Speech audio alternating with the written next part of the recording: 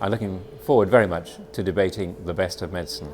And I've come basically to defend the notion that evidence-based medicine is the best of medicine.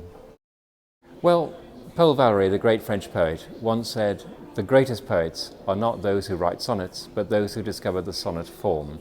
And I've identified evidence-based medicine as an approach to sorting out the difference between effective medicines and non-effective medicines. And that seemed to me to be even more important than some of the breakthroughs that some of my fellow panelists will be talking about. Well, evidence-based medicine is informed by suspicion. It is an appropriate suspicion we have of our own enthusiasms for treatments. For millennia, patients have received treatments from doctors which they think work and which doctors think work, which actually have probably killed many more patients than they've saved. So we need to have a way of examining medicines objectively.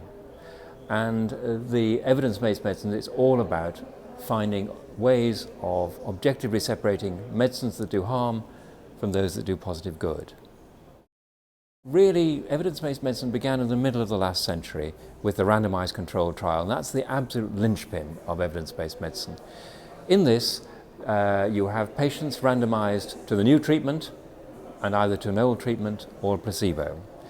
And neither the doctor nor the patient knows which arm of the trial they are in. What's more, patients are matched equally to being recruited to each arm of the trial. You decide in advance what objective measures you're going to use. And by that means you can get rid of physician bias or physician enthusiasm or indeed patient bias, and you can find out whether something really does make a difference to the patient. Well, a good example would be the overall impact of randomized controlled trials and systematic reviews on the treatment of patients with cardiovascular disease. In my lifetime as a medic, age-adjusted mortality from cardiovascular disease has fallen to 30% of what it was when I joined the medical profession. And the pace is quickening. Deaths from coronary heart disease fell in the 1990s by 50%. That's deaths under 65.